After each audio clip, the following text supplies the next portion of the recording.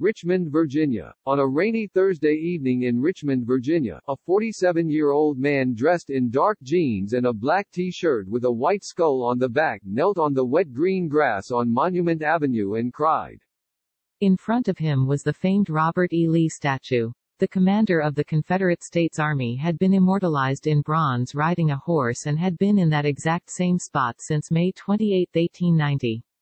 According to local legend, it took 10,000 people to pull 4 wagons filled with pieces of the 60-foot statue to its resting place on the tree-lined street.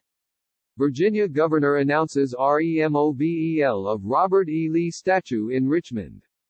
Lee's statue, the first that went up on Monument Avenue, was supposed to be a strong historical symbol of the South's past, but, over the decades, it has only deepened the racial divide in the former capital of the Confederacy. Today, the base of the statue is covered in graffiti, some of it too filthy to describe. In front of the statue, there is a makeshift memorial to people of every color that have been affected by police brutality. A few of the memorials had flowers, trinkets and tea-light candles in front of them. "I'm not a racist," the man, who lives in Hopewell but did not want his name printed because he feared it would have an impact on his contracting business, told Fox News. "I love my country." Protesters topple Confederate statue in Virginia Capitol. A few feet down, 38-year-old Mike Maxwell looked up at the big, bronzed version of Lee. "This statue has to go, son," he told his youngest child Nate, 5. "It's about racism and trying to suppress people like us. It's been here since I was a kid and I don't want you or your sister to have to look at it ever again." Maxwell's comments represent a new wave of racial reckoning taking place across the country following the death of George Floyd, a black man who died after white police officer Derek Chauvin knelt on his neck for nearly 9 minutes while he begged for his life. Floyd's death, along with those of Ahmaud Arbery and Breonna Taylor, have given life to a movement that started with peaceful protests over police brutality and systemic racism but has morphed into something angrier. Fueled by injustice and in some cases hate, the push to purge Confederate symbols across the state is gaining traction. In Virginia, Democratic Governor Ralph Northam announced on June 3 that he would order the removal of Lee's statue. The move would be an extraordinary victory for civil rights activists who have been trying to get rid of it for years but had been met by a wall of resistance. Del J. Jones, a black lawmaker from Norfolk, Virginia, said he was overcome by emotion when he learned Lee's statue was coming down. "This is a symbol for so many people, black and others, of a time gone by of hate and oppression and being made to feel less than," he said. Virginia protests see one critically injured in shooting, Confederate Group HQ targeted.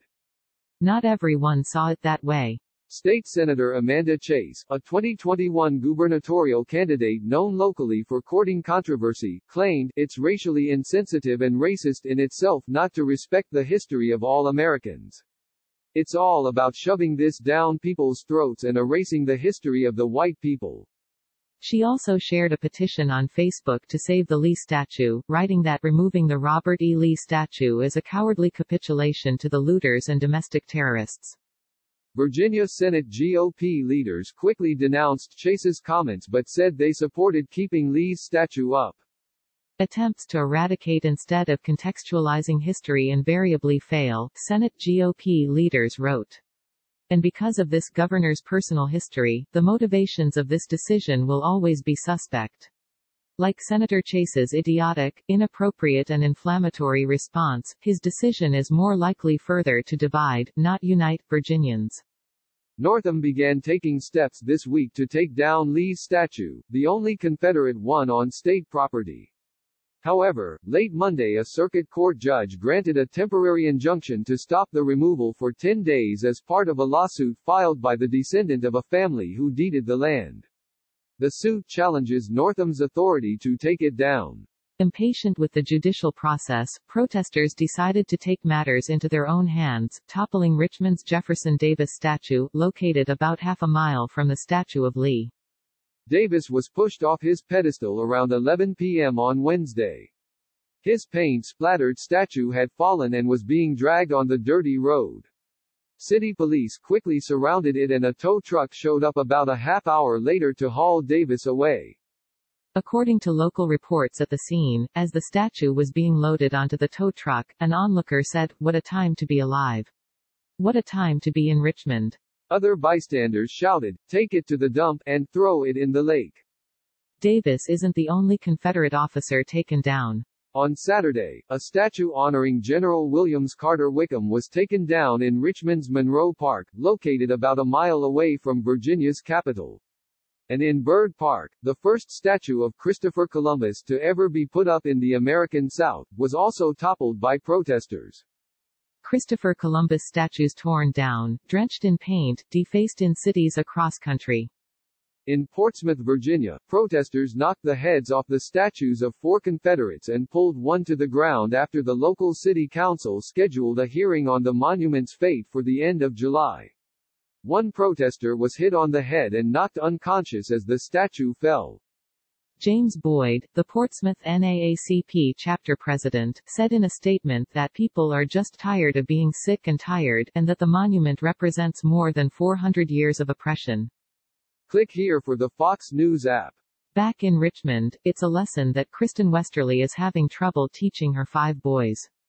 My family has lived in Richmond for a very long time, and I'd be lying if I said I didn't understand why these monuments have to go, but at the same time, they are part of history, of my family's history, and I am having a real tough time with people that want to act like it never happened. It did. We should use it as a teaching tool.